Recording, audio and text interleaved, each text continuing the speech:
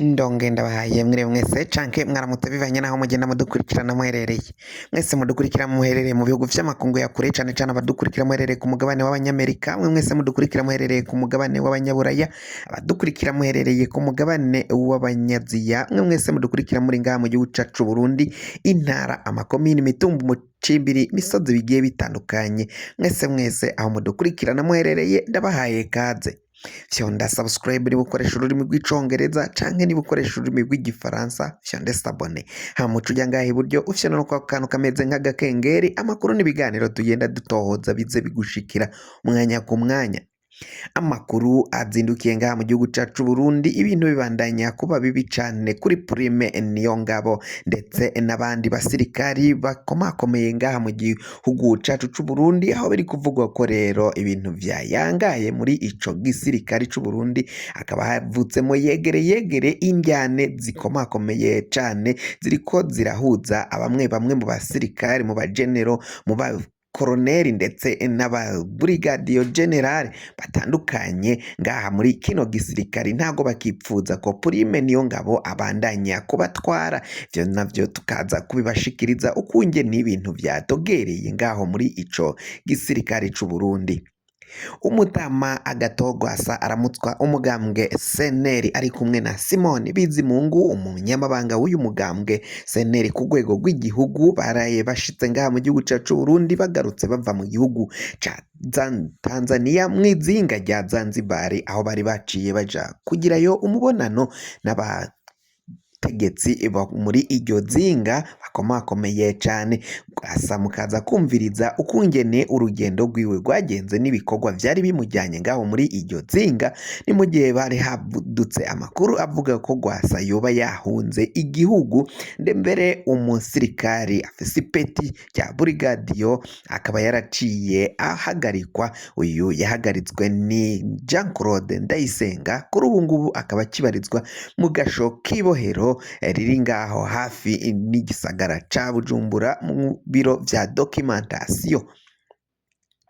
Naho abanyagihugu bo muri zone ya Musigati, umutumba wa Musigati muri komine ya Musigati mu ntara ya Bubanza, bariko baratabaza mu nyuma yaho hatanguye kuvugwa ko hari abaroberi binjiye igihugu cacu Burundi. Noneho hariko harakogwa imyimenyerezo ya gisirikari iriko iragirishwa na bamwe mu basirikari ndetse n'umwigisha abarizwa ngaho muri iyo zone ya Musigati, akaba ariko barigisha imyimenyerezo ya gisirikari abanyagihugu bo kuri iyo zone no muri iyo komine ya Musigati. Ibintu bikaba bibandanya kuba bibi cane, bakaba batekewe n'ico bagikomakomeye cane ko hoba hariko haritegurirwa kugwana ndetse no gukingira abanyagihugu mu gihe horamuka hatewe, kuko ngo hariko haravugwa abaroberi bahejeje kwinjira igihugu cacu c'u Burundi. Ayo makuru yose rero ntuze uje kure, aje tuyaramvure idonido ryayo ni mukanya isase, ntuze utangwe.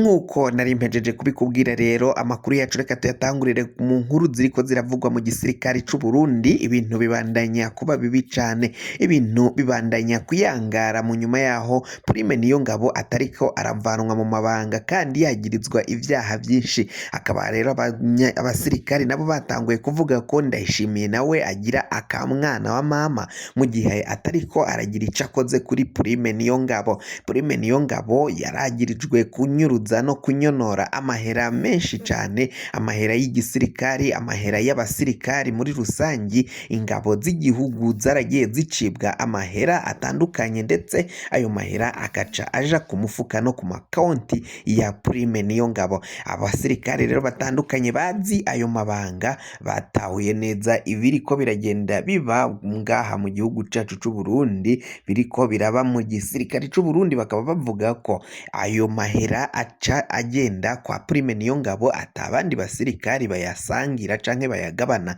agomba kuyagarura canke umukuru w'igihugu niba adafise akamwana wa mama nawe akaba yokura Prime Niyongabo.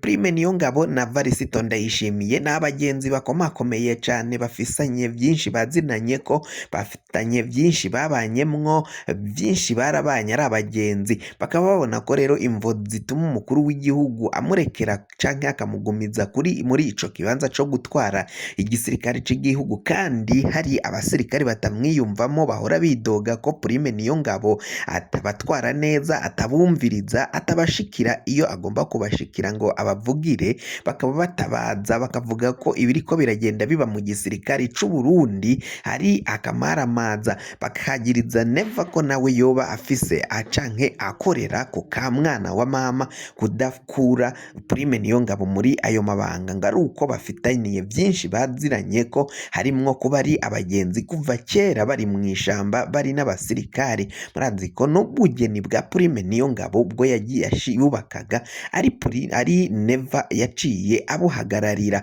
Ubwo bugeni bwa Prime Niyongabo rero bwari burimwo ngo ibinyegezwa vyinshi bituma Neva atakura uyu mugabo Prime Niyongabo muri ico kibanza co kuba umukuru w'igisirikare c'u Burundi.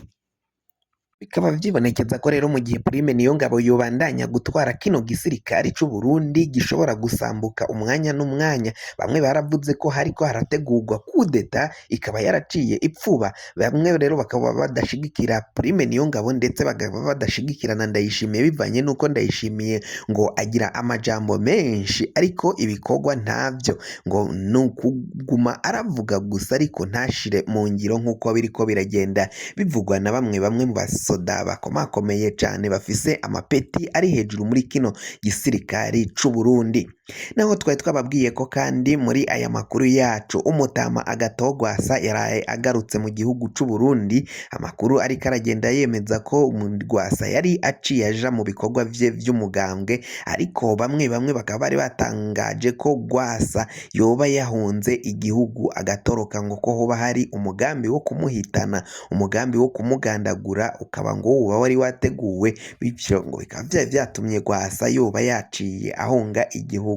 Amakuru dufise ariko aravuga ko Rwasa yoba yahejeje kugaruka mu gihugu ari kumwe n'umunyamabanga mukuru w'uyu mugambwe wa CNL Simoni Bizimungu, bakaba baciye bagaruka ngaha mu gihugu c'u Burundi. Inkuru itari nziza iriko iravugwa nuko Brigadier Ndayisenga Jean Claude yaciye asuzuma ivyangombwa vy'uyu Umutama Agatogwasa, yaciye ahagarikwa. Ni mu gihe yari yaciye asuzuma ivyo vyangombwa rero, ahejeje kubisuzuma abona ko vyose vyuzuye, aramureka arabandanya urugendo rwiwe arajabuka. Hakaba hariko haribazwa imvo zatumye uyu musoda, uyu mupolisi apfungwa zoba ari izihe, niba uyu Mutama Agatogwasa bagiriza ko yoba yatorotse igihugu, yoba yaragarutse mu gihugu c'u Burundi, uyu musirikari ariko azira iki? Bamwe bakaba batabariza uyu musoda Jean Claude Ndayisenga yaciye asuzuma ivyo vyangombwa vya Rwasa, ndetse nabo bari kumwe bakabona ko atakimubuza kujabuka, kuko nta tegeko canke ibwirizwa ryari riri ngaha mu gihugu c'u Burundi rikumira Rwasa kurenga imbibi z'igihugu. Ndere akavuga ko iyo bari utoroka atagomba guca ku kibuga c'indege, yagomba guca handi, kuko ice ku kibuga c'indege inzego hafi ya zose ziba zizi ko ugiye kurengana, ukugiye kurenga imbibi z'igihugu. Hakaba hari ayo mabwirizwa atagomba kuyarengako, bakaba basaba ko rero uwabo yofungurwa akabasubira mu kazi ke ka misi yose aho yakora ngaho ku kibuga c'indege. Naho ngo muri zone ya Musigati, komine Musigati, umutumba nyene wa Musigati ngaho mu ntara ya Bubanza, ibintu bikaba bibandanya kuba bibi cane, aho hariko harakogwa imyimenyerezo y'igisirikari. Abanyagihugu baturiye kuri uyo mutumba bakaba babona ko harikekwa ko hari abagwanyi bahejeje kwinjira, bakaba bariko baratoza abenegihugu kungene bashobora kwikingira, bakaba bariko bahabwa inyigisho za gisirikari cabikoze. Bakaba bavuga ko ivyo biriko biriko biragenda biba ngaho muri iyo zone bishobora kuzokwegera akarambaraye abanyagihugu ngaho mu gihe baramuka bakwiragije imyimenyerezo ya gisirikare uzosanga harimwo abariko barigenza uko batakabaye bigenza ngaha mu gihugu c'u Burundi bakaba basaba ko rero iyo myimenyerezo iriko iratangwa n'abasirikare ndetse n'umwigisha asanzwe akorera ngaho muri iyo zone ku ishure shingiro bahagarika iyo nyifato n'iyo ngendo yo kwigisha abo banyagihugu imyimenyerezo ya gisirikari. Fyonda subscribe niba ukoresha ururimi rw'icongereza canke niba ukoresha ururimi rw'igifaransa ufyonde sabone.